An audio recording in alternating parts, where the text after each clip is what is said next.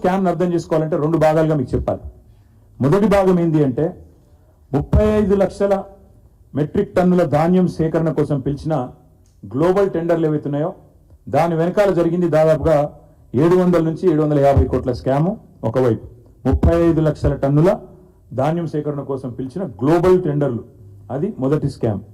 రెండవది మధ్యాహ్న భోజన పథకం కోసం పిల్లలు తినే మధ్యాహ్న భోజనం బల్లల్లో దానికోసం 2,20,000 మెట్రిక్ టన్నుల సన్న బియ్యం కొనుగోళ్ల పేరిట జరిగింది రెండవ స్కామ్. దాని విలువ ఒక 300 కోట్లు. రెండు కలిపితే 1,011 కోట్ల కుంభకోణం, 1,100 కోట్ల కుంభకోణానికి తెరలేపింది కాంగ్రెస్ సర్కార్. ఒక మాట మొదటి స్కామ్ గురించి 700 కోట్ల కుంభకోణం గురించి మీకు వివరంగా చెప్పే ప్రయత్నం చేస్తాను.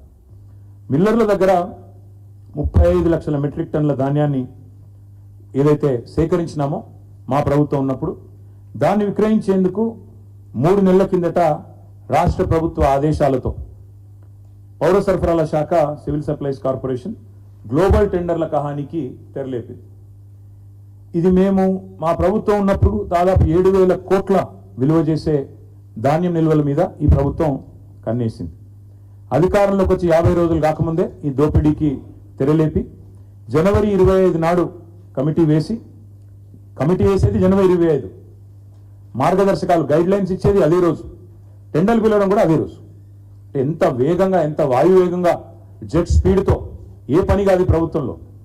నెలకు 2,500 మహిళలకు ఇవ్వడానికి టైం లేదు, ఇంత వేగం కనబడదు. 4,000 పెద్ద మనుషులకు ఇవ్వడానికి ఆసరా పెన్షన్లు కనబడదు. రైతులకు రుణమాఫీ చేయడానికి ఈ స్పీడ్ లేదు. కానీ ఈ గ్లోబల్ టెండర్ల కోసం మాత్రం జనవరి 25 రోజే కమిటీ, జనవరి 25 రోజే గైడ్ లైన్స్, జనవరి 25 రోజే అదేవిధంగా టెండర్లు కూడా వెంటనే పిలిచినారు. ఇంకా విచిత్రం ఏంటంటే మిల్లర్లు, రాష్ట్రంలో ఉండే రైస్ మిల్లర్లు, వాళ్ళు స్వయంగా కన్సెంట్ ఇచ్చినారు.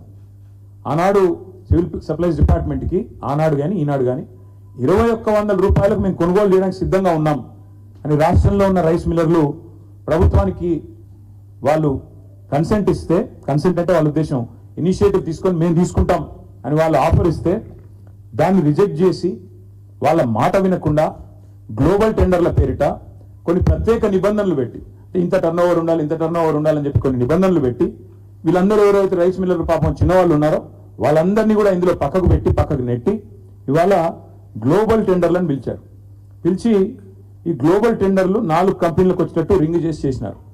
కేంద్రీయ Bandar, LG industries, Hindustan company, నాకాఫ్ అనే 4 సంస్థలు దక్కించుకున్నాయి. ఇక్కడ విచిత్రమైన విషయం ఒకటి, 2023 సంవత్సరంలో ఇదే రాష్ట్ర ప్రభుత్వం ఆనాడు అంటే మా గవర్నమెంట్ ఉన్నప్పుడు గురుకులాలలో మరి ఈ కేంద్రీయ బండార్ అనే సంస్థ ఆనాడు ఆశించిన విధంగా వీళ్ళు పనిచేయలేదు, కాంట్రాక్ట్ దక్కించుకున్న తర్వాత వీళ్ళు సరిగా పనిచేయలేదు కాబట్టి ఈ కేంద్రీయ బండార్ అనే సంస్థను బ్లాక్ లిస్ట్ చేసినాం. టెండర్లలో భవిష్యత్తులో పాల్గొనడానికి వీలు లేదు అని వారిని బ్లాక్ లిస్ట్ చేసింది రాష్ట్ర ప్రభుత్వం, కేంద్రీయ బండార్.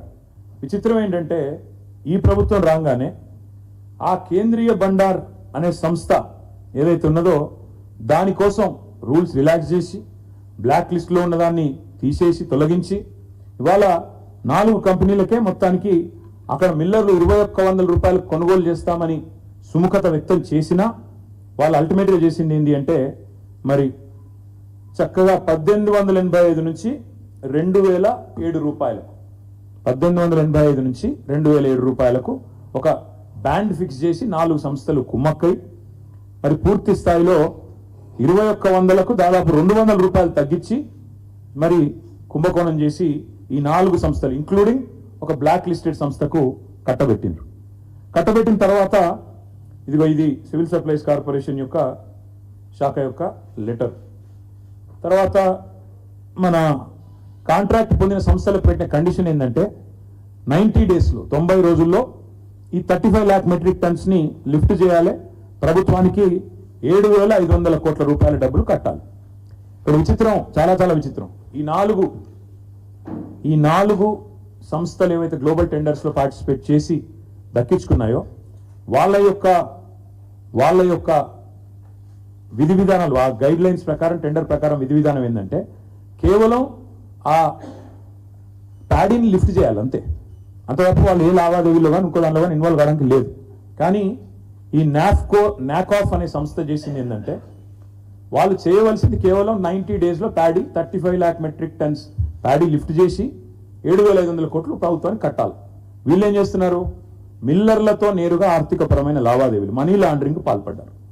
ఈ 4 సంస్థలు మనీ లాండరింగ్ పాల్పడి ఆ రైస్ మిల్లర్లను బెదిరిస్తూ ఇవాళ గోదాముల్లో ఉన్న ధాన్యాన్ని తీసుకు